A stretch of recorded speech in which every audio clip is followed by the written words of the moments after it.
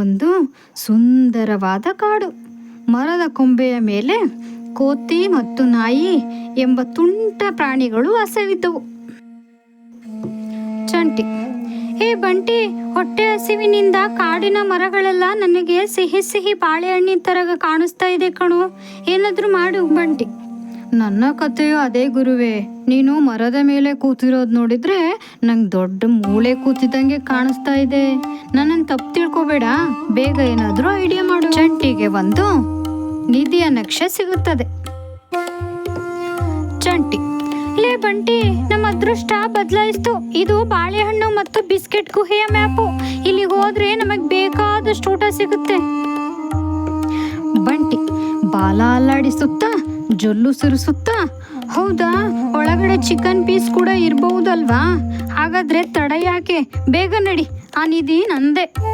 ಬಂಟಿ ನಾಯಿ ನಡುಗುತ್ತಾ ಪಿಸುಗುಡುತ್ತಾ: ಅಯ್ಯೋ ದೇವ್ರೆ, ಈ ಸಿಂಹದ ಮಾವ ಇಲ್ಲಿ ಮಲಗಿದ್ದಾನೆ.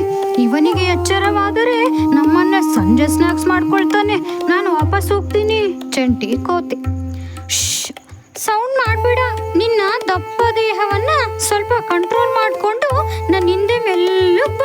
ಯಾವುದೇ ಕಾರಣಕ್ಕೂ ಮ್ಯಾಪ್ ನೋಡಿದ್ದು ಓದಿದ್ದು ನಾನು, ಹಾಗಾಗಿ ಒಳಗಿರೋ ಬಾಳೆಹಣ್ಣು ಎಲ್ಲ ನಂದೆ. ನೀನು ಸುಮ್ಮನೆ ನಿಲ್ಲು. ನಾಯಿ: ಏಯ್, ಮ್ಯಾಪ್ ಬಂದು ಅಂಟ್ಕೊಂಡಿದ್ದು ನನ್ನ ಸುಂದರವಾದ ಮುಖಕ್ಕೆ, ಹಾಗಾಗಿ ಒಳಗಿರೋದೆಲ್ಲ ನಂದೆ, ಬಿಡು ಬಾಕ್ಸ್. ಇಬ್ಬರು ಪೆಟ್ಟಿಗೆಯನ್ನು ಜೋರಾಗಿ ಎಳೆದಾಡುತ್ತಾ ಎಲ್ಲಿಂದಲೋ ಬಂದು ಇಲಿ ಪೆಟ್ಟಿಗೆ ಮೇಲೆ ನಿಂತು, ಆಹಾ, ಬಾಳೆಹಣ್ಣು ಮತ್ತು ಬಿಸ್ಕೆಟು ತುಂಬಾ ರುಚಿಯಾಗಿತ್ತು. ನೀವು ಬರೋದು ಸ್ವಲ್ಪ ಲೇಟ್ ಆಯ್ತು ಬ್ರದರ್ಸ್, ಮುಂದಿನ ಬಾರಿ ಬೇಗ ಬನ್ನಿ.